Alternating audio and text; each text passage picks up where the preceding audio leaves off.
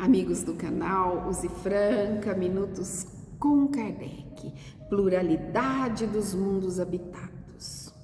A questão 55, Allan Kardec pergunta: todos os globos que circulam no espaço são habitados? Ele abre espaço para inúmeras indagações e para um dos pontos fundamentais da doutrina espírita. E ele traz informações dos espíritos superiores. Camille Flammarion diz que o quadro mais magnífico que se possa admirar nosso olhar, o espetáculo mais imponente que é dado ao homem ser testemunha, é o da imensidão dos céus. Seriam essas estrelas incontáveis que cintilam, todas moradas? A crença, segundo ele, é antiga. Desde Orfeu, em seus poemas, foi o primeiro a ensinar a pluralidade dos mundos habitados. Pitágoras, filósofo grego, ensinava em público a imobilidade da Terra, o movimento dos astros ao redor dela como centro único da criação. Aos adeptos adiantados de sua doutrina, afirmava a crença no movimento da Terra e na pluralidade dos mundos. Foi seguido por seus mais ilustres discípulos, Demócrito, Heráclito e outros. Vamos ver algumas argumentações. A resposta dos espíritos a Allan Kardec foi: sim. E o homem terreno está bem longe de ser, como acredita, o primeiro em inteligência, bondade e perfeição. E ele continua na Revista Espírita: Deus povoou o mundo de seres vivos e todos concorrem para o objetivo final da providência. Acreditar que seres vivos estejam limitados apenas ao ponto que habitamos no universo seria pôr em dúvida a sabedoria de Deus, que nada faz de inútil e que deve ter destinado a esses mundos um fim mais sério do que alegrar nossos olhos. Revista Espírita. Camille Flammarion, em um livro muito elogiado por Kardec na Revista Espírita, diz: por que a Terra, pequeno globo imperceptível na imensidade do universo, que não se distingue dos outros planetas, nem por sua posição, nem por seu volume, nem por sua estrutura, pois nem é maior nem menor, nem está no centro, nem nos extremos, por que seria ela a única residência de seres racionais e pensantes? Que homem sensato poderia pensar que esses milhões de astros que brilham sobre as nossas cabeças foram feitos para recrear nossos olhos? E ele continua: tudo caminha, tudo se transforma, tudo resplandece de vida e de atividade.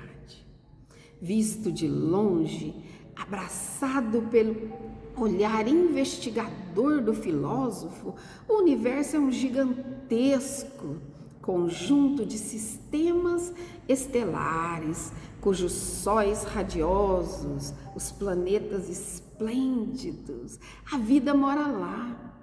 A atividade, a luz, a harmonia, as transformações sucessivas das coisas existentes, afirma ele.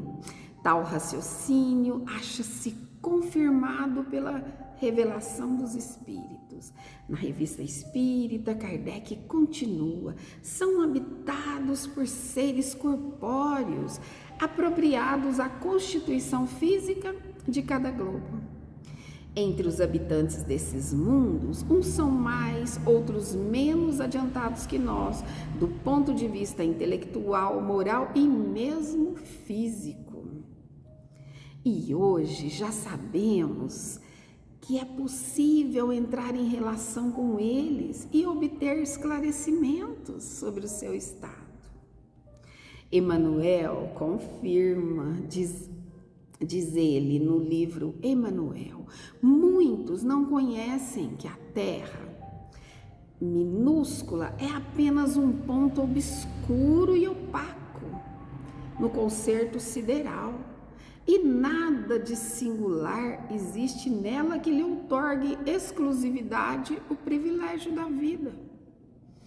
No Consolador ele continua: no turbilhão do infinito, o sistema planetário centralizado pelo nosso Sol é excessivamente singelo, constituindo um aspecto muito pobre da criação.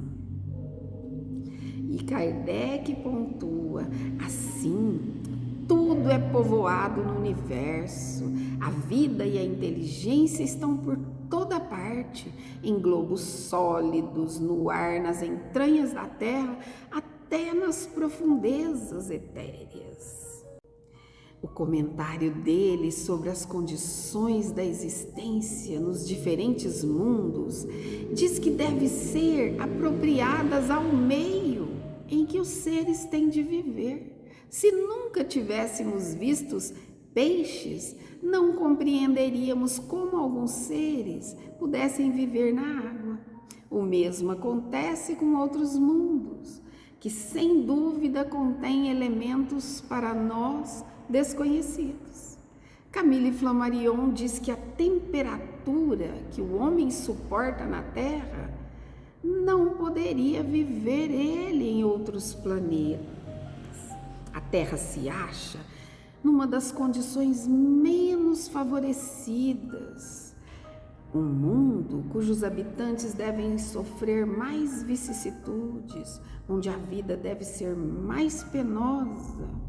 E não é racional admitir que Deus tenha reservado morada do homem em mundos menos favorecidos, ao passo que melhores dotados teriam sido condenados a não abrigar nenhum ser vivo. Na Gênese, no capítulo 11, Allan Kardec diz que desde toda a eternidade Deus criou mundos materiais e seres espirituais, pois assim não fora, tais mundos careceriam de finalidade.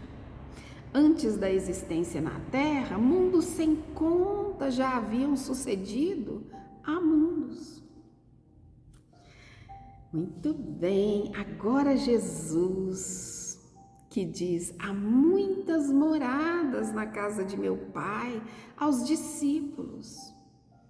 Jesus consola os discípulos, convidando a elevarem suas aspirações, seus sentimentos, para moradas mais altas, finalidades mais leves. Ele diz: não se turbe o vosso coração, crede em Deus, crede também em mim, há muitas moradas na casa de meu Pai.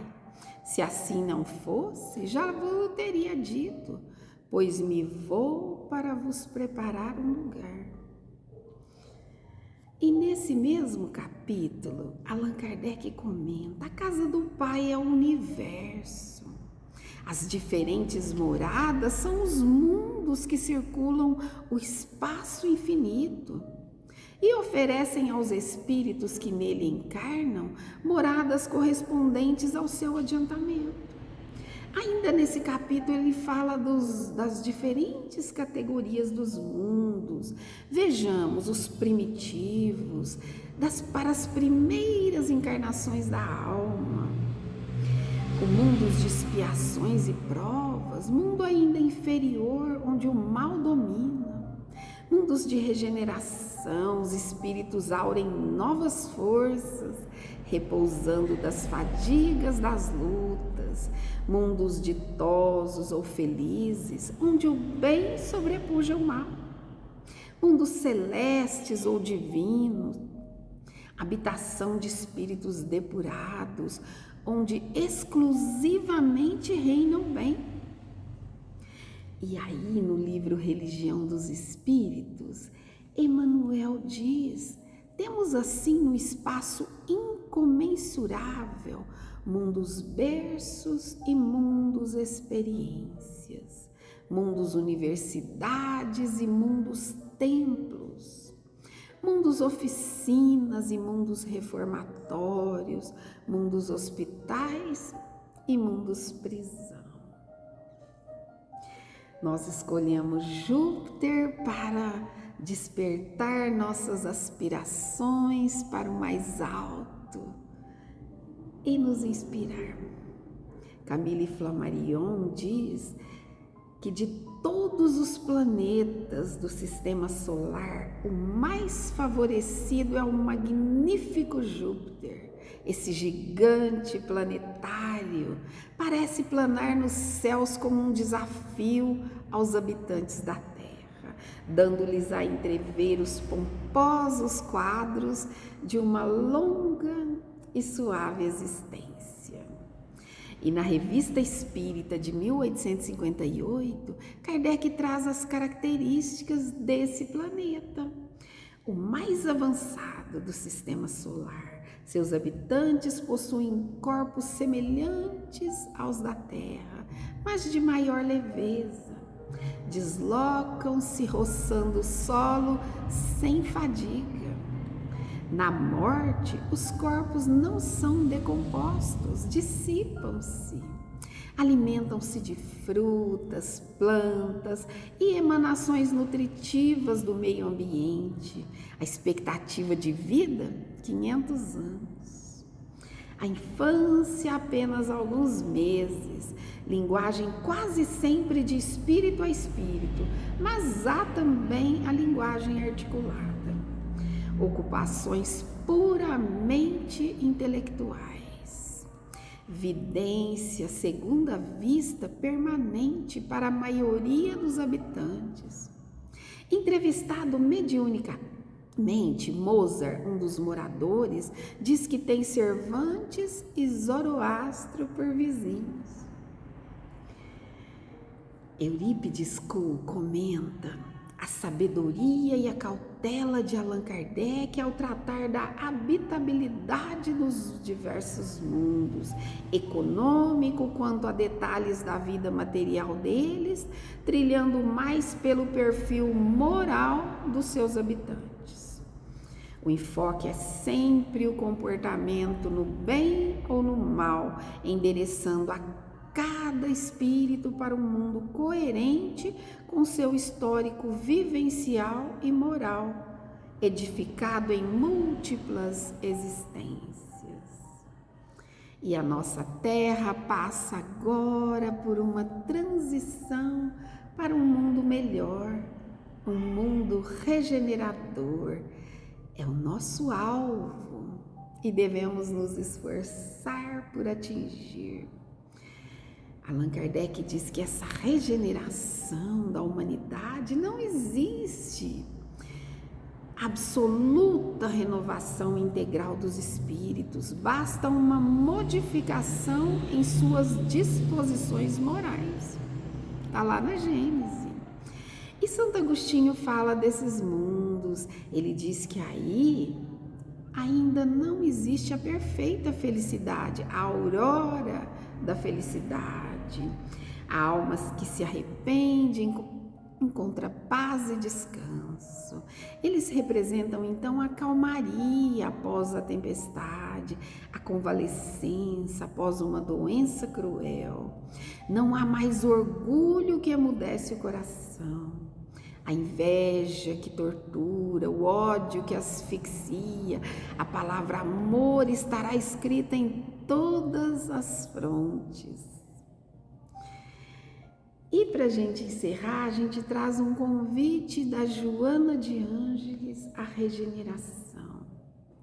Ela diz: por isso mesmo, a obra em prol da regeneração da Terra deve ter início no próprio homem, imediatamente, partindo de pequenas e insignificantes falhas do caráter, da personalidade.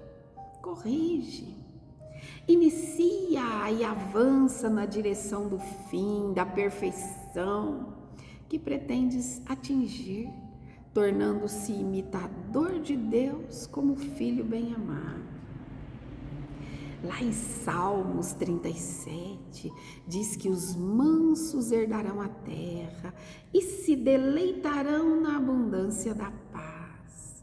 E Jesus em Mateus 5 diz: bem-aventurados os mansos, porque eles herdarão a terra. Minutos com Kardec, canal Use Franca. Obrigada.